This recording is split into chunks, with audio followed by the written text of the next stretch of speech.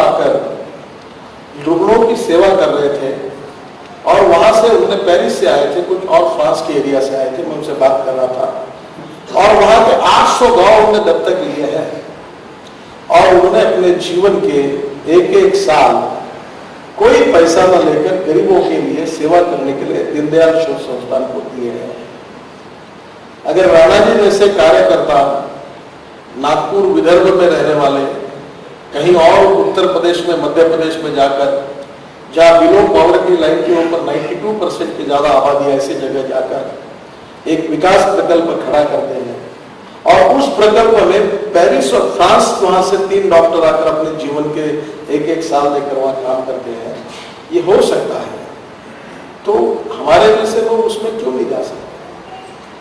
आवश्यकता, हमने कभी कोशिश नहीं की। मुझे भी पता नहीं था कि हमारे में से कितने कार्यकर्ताओं ने उस प्रकल्प को भेज दिया, कितने लोग वहां जाकर देख कर आए हैं। जब अच्छा देखेंगे नहीं, अच्छा सुनेंगे नहीं, तब अच्छा करने की प्रेरणा कहां से मिलेगी? कमियां हमारी है। हम जब आग्रह करेंगे कि आप जाओ वहां देखो, ऐसा काम चल रहा है, 800 गांव की स्थिति बदल गई, लोगों को रोजगार बढ़ा, बिलो पॉवर्टी लाइन से लोग ऊपर आ गए, पानी ऊपर आ गया जमीन के ऊपर, इरिगेशन बढ़ा, गरीबी दूर हुई। ये जब कोई देखेगा तो लगेगा नहीं ये हो सकता है, और हो सकता है तो उसको देखकर 4 लोगों को लगेगा कि मैं भी छोटा बहुत कुछ काम करूंगा। इंस्पायरेशन और मोटिवेशन मिल सकता है। एक ने सही कहा है कि आज अड़चन ये है कि जिनके पैर पकड़ने चाहिए ऐसे पैर मुश्किल से दिखते हैं, पर वो है, वो नहीं है, ऐसा नहीं है। No one is perfect and no one can claim that he is perfect. उत्तम, अधिक उत्तम, सर्वोत्तम, अप टू इंफिनिटी। पूर्णांक कोई नहीं हो सकता। कमियां कहीं ना कहीं होगी। जो अच्छाई है उसको स्वीकारना चाहिए और बुराई है उसको छोड़ देना चाहिए, तो ही हम लोग आगे जा सकते हैं। और जिसमें जो अच्छाई लगती है वो समझ में नहीं आती। मैं बहुत बार मेरे जीवन में इस बात को जिक्र करता हूं कि जिनको दूर से मैं बहुत बड़ा समझ रहा था और जिनका बहुत बड़ा नाम था, उनके नजदीक जाकर उनके अनुभव से मुझे ये प्रतीति आई कि मैं उनको जितना बड़ा समझ रहा था वो बहुत छोटे निकले, और दूर से मैं उनको बहुत छोटा समझ रहा था। उनके नजदीक जाकर अनुभव से मुझे पता चला कि वो बहुत बड़े हैं। अच्छाई तो ऐसी नहीं, उसकी मोनोपोली नहीं है किसी की। गरीब से गरीब व्यक्ति में भी कोई अच्छाई होती है।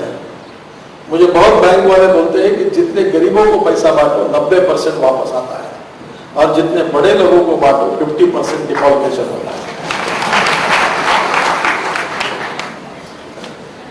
पर हमारा अंडरस्टैंडिंग क्या है कि गरीब आदमी को देंगे तो डुबा देगा, ऐसा नहीं है। मुझे लगता है हम लोग कम पढ़ रहे हैं, हमारी कमिटमेंट कम पड़ रही है। हमारी विचारधारा के आधार पर समाज और राष्ट्र के पुनर्निर्माण की विचार को लेकर हम जो काम करने वाले लोग हैं, वो हमारी बात पर आग्रह से काम करते करते कभी विचलित हो जाते कि बहुत समय हो रहा, हमको सक्सेस नहीं मिल रहा।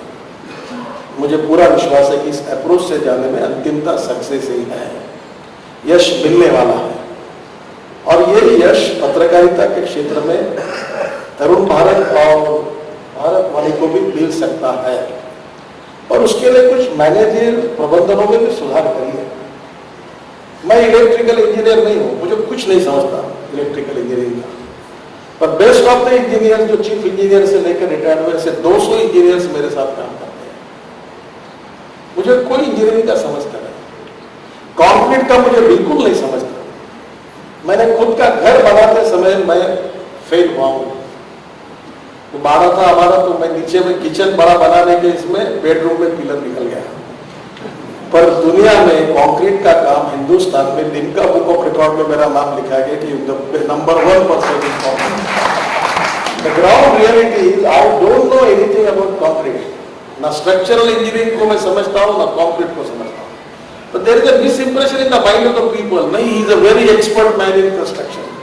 मैं बोलता हूँ मुझे नहीं समझता। पीडब्ल्यू के बड़े बड़े इंजीनियर डरते थे कि वो ये बहुत मालूम है, कोड मालूम है, ये सब इनको सब बातें मालूम है। मुझे नहीं मालूम थी, थोड़ी बहुत प्रैक्टिकल बातें मालूम थी, पर इंप्रेशन ही हुआ कि नहीं ये इसके सामने झूठ मत बोलो, ये पकड़ लेगा, इसको पूरा मालूम है। तो मुझे लगता है इसका कोई संबंध नहीं है सक्सेस स्टोरी के साथ। और कभी समझना पड़ेगा कि सक्सेस स्टोरी कैसे बनेगी। कभी एक बार इसका भी चिंतन करना चाहिए कि सक्सेस कैसे मिल सकता है। अगर ए को मिल सकता है तो बी को क्यों नहीं मिला, बी को मिला तो सी को क्यों नहीं मिला, सी को मिला तो डी को क्यों नहीं मिला, ए चुनाव जीत सकता है तो बी क्यों नहीं जीत सकता है। मुझे आते लोग अनेक बार पूछते कि मैं 50 साल से काम कर रहा हूं पार्टी का, मुझे टिकट दो, मैं चुनाव जीतूंगा। तो मैं बोलता हूं आप नहीं जीत सकते। बोला 50 साल मैंने काम किया, ना सच है, मैंने त्याग किया, सच है, पर मैं वो चुनाव तो तुम जीत नहीं सकते। क्यों?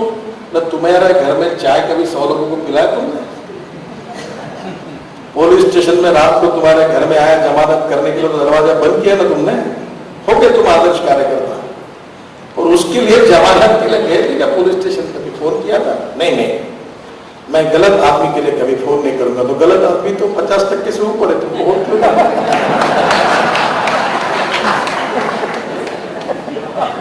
अगर तुम सब बातें करते हो और उसके साथ अगर तुम नहीं जुड़े तो कैसे होगा? तो कभी कभी मुझे लगता है कि सक्सेस स्टोरी बनाने में भी हमें अपने आप में भी कुछ बदल करना होगा। और वो आत्मवंचना नहीं होनी चाहिए, वो आत्मपरीक्षण और आत्मचिंतन होना चाहिए। और वो कोई कठिन नहीं है। और वो सक्सेस स्टोरी आदर्शवाद के मार्ग पर बन सकती है। और ये संघर्ष समाज के सभी क्षेत्रों में चल रहा है, ये चलता रहेगा। हमारे उसूल, हमारे सिद्धांत, हमारी नीतियां, हमारे जीवन दृष्टिकोण, इनके साथ कोई कॉम्प्रोमाइज करने की आवश्यकता नहीं है, क्योंकि इसी मार्ग से अंतिमतः समाज और देश का हित होगा और हम राष्ट्र का पुनर्निर्माण करके यशस्वी होंगे। ये हमारा दृढ़ पॉजिटिव विश्वास है। और इसलिए मैं अक्सर में एक बात मुझे बहुत पसंद आई, मैं आपको जरूर बताऊंगा कि आज मुझे विशेष रूप से वो कविता की याद आ रही थी। जब तरुण जी ने भाषण दिया, उनकी बात तो सही थी कि वो मुझसे बहुत ज्यादा अनुभव रखते। मैं कभी मीडिया से बात ही नहीं करता, तो बाइट ही नहीं लेता। और 2-4 लोगों तुमको जो लिखना है लिखो, चलो खत्म करो, हटा, कोई फर्क नहीं पड़ता। कुछ मीडिया वालों को लगता है कि हम देश का भविष्य बना रहे हैं। कुछ लोगों में गलत फहमी है कि किसको चुन कर आना ये हम तय करें। उनका ईगो है, हम कर रहे तो रहने दो, डूबने दो उनको। अगर ये इतने क्षमतावान रहते तो खुद चुनाव लड़के क्यों नहीं जीत सकते? ऐसा नहीं है। देखिए, जो चले हत्ती गए बाजार, कुत्ते हो गए हजार। जिसको भोगना है उसको भोगने दो, जिसको चलना है उसको चलने दो। अपना मार्ग लेकर हम चलते रहो। मैं किसी को कुत्ता भी नहीं बोल रहा हूँ, किसी को नहीं कुत्ता कहा। मैंने किसी को कुत्ता भी नहीं कहा, हत्ती नहीं कहा, मैंने मुहावरा बताया।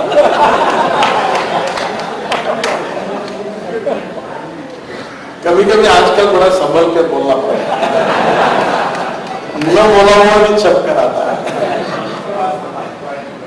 कभी मुझे तो पहले आदत नहीं थी, पर दिल्ली जाने के बाद अभी एक शब्द सोच के बोलता तुरंत आ जाता है।